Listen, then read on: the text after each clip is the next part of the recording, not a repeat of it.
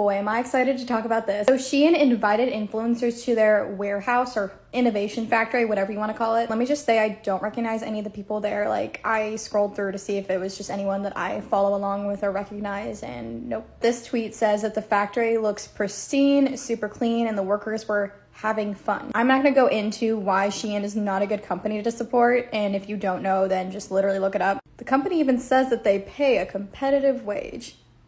Let's talk about why this was a horrible decision for all the influencers who participated. One girl made a video like documenting the whole experience, and she was basically saying that there is propaganda against Shein, and all of the information and statistics that we've read saying that Shein is not a safe place to work, they don't pay their workers fair wages, all that stuff. She's claiming that all of that is propaganda against Shein. However, I think this entire trip is propaganda. And I really think that all of these influencers are shooting themselves in the foot by not only going on the trip, but also putting that propaganda out there for Shein. As a creator, this really makes me sit and process every single client that I've worked with. And I was like, if they handed me $1 million to come on this trip, or gosh, more than that, name X amount of money here, I would probably still say no, because I don't support a company like this, and I wouldn't want people to think that I did. Of course, I don't know the details of the contract and what they agreed to, but Shein is going to use this propaganda forever and say, yeah, we treat our workers fairly. See, so-and-so influencer said that we do. She's showing it herself on her TikTok account. It really makes you think about influencer marketing as a whole and like how far we've come just in the last couple of years alone. The industry changes so much literally every single day. And now that I'm in the creator space, I don't think there's a price on working with a brand whose values I disagree with, like to this severity. It's one thing to see people on here doing, $500 Shein hauls. That's on them,